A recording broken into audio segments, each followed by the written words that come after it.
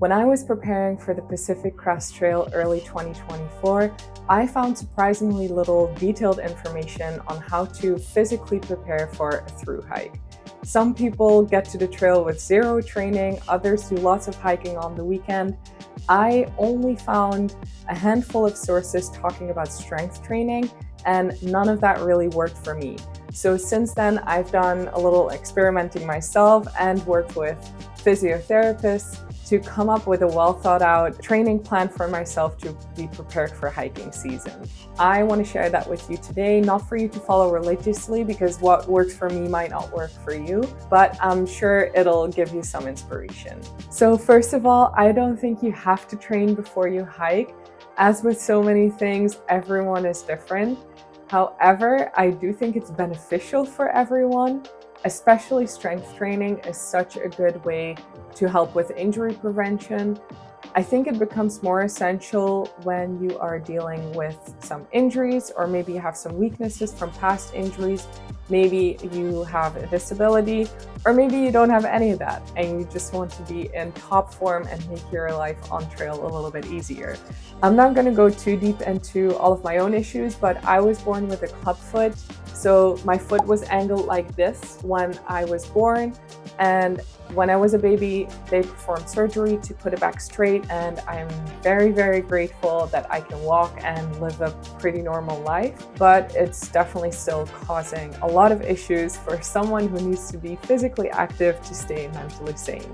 There are 4 things I do to be physically prepared for hiking. I focus on strength, stability and balance, mobility, and let's call it hiking specific conditioning. For strength, because of my foot and hip issues, I'm not able to do things like deep squats or heavy deadlifts, so I have to make quite a few adjustments. These last couple of years, I've done some experimenting myself, and I've worked with specialized physiotherapists to come up with modified exercises that work for me. So please don't consider this a mainstream go-to training plan, but I think you'll probably find something in here that'll benefit you. With strength training, my main focus is on single leg movements. This is great if you're dealing with any imbalances and just to make sure that you're equally strong on both sides of your body. With all the issues that I've got going on my left side, I've noticed that I overcompensate a lot with my right when I'm hiking, and that has caused some knee issues there. So I know that my situation is quite specific, but I think it's not uncommon for hikers with injuries to overcompensate with other body parts and that way just causing more issues. So doing single leg exercises might help you with that. Besides that, I'm making sure this training is safe for my joints. So of course, a little discomfort or fatigue while I'm training is okay, but if a movement is giving me sharp pain in the moment or pain lingers after I finish training, then I'll either adjust the exercise or I'll do something else. So for me personally, that's why I stay away from things like deep squats, because I can't handle that hip impingement, or that's why I hold on to something when I'm doing step-ups, because I don't have the ankle mobility to do them unsupported. My strength workouts are typically structured as follows. I start with a warm-up, I do some activation exercises, then I do my main exercises, then I do some mobility and balance work, and I finish with stretching. Before I start my exercises, I'll walk for 3 to 4 minutes on a treadmill, no incline, easy 3 miles an hour. Then I do some dynamic stretches, and I have 2 activation exercises just to get the blood flow going and waking up the muscles. It's great to reduce risk of injury, and it improves my performance for my main exercises. So I'll start with a monster walk, and then I do standing fire hydrants. The second one I feel in the standing leg, but it also really helps strengthening the hip that's moving, and you really feel it there because of that rotating movement. For the main exercises, I typically start with a split squat, and my main goal is to up the weight here. This exercise doesn't aggravate my hips, and it's great for building more strength in my quads, which I know for me is a bit of a weaker area right now. So that's my focus. This exercise kind of mimics hiking mechanics, so it just makes sense to me. I get some knee issues on long downhills, so building muscle in my quads should really help with that. After that, the order of exercises depends a little bit on how I'm feeling. I try to spread out exercises that might put some strain on my lower back. So I might follow up the split squat with a calf focus exercise. Each lower body session, I rotate between a straight leg calf raise, a bent leg calf raise, or walking on my toes, holding heavy weights. So each of these targets a slightly different part of the calf muscle, and the toe walking also strengthens your feet and ankles. My physio explained the benefits of using these variations in detail, and I'm sure you can find more online, but I'm not gonna risk explaining it badly here. Then I'll either do a step up or a hip bridge variation.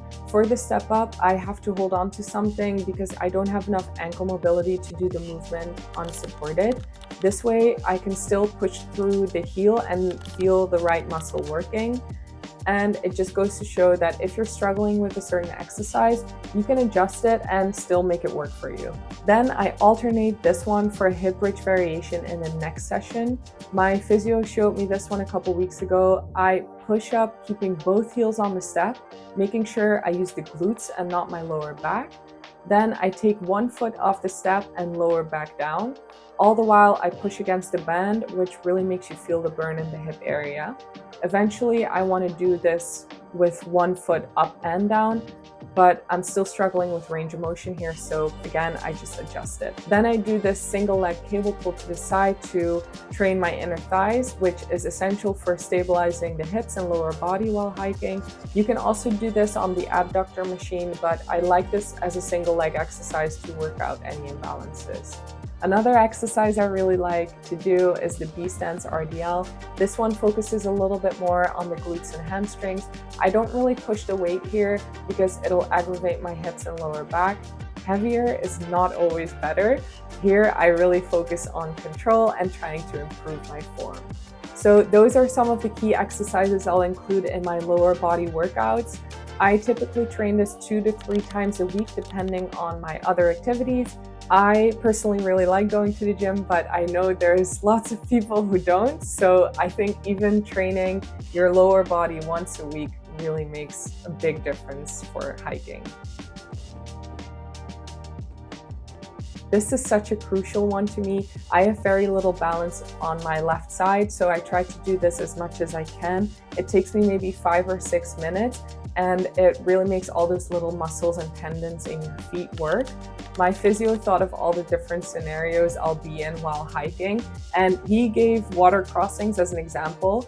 It's so important to have that balance when you have the pressure of the water and the loose, slippery rocks to deal with. Building strength in your feet really helps in those situations. But when you're hiking, you're on uneven terrain almost all the time. So mastering stability and balance reduces the risk of injury by a lot.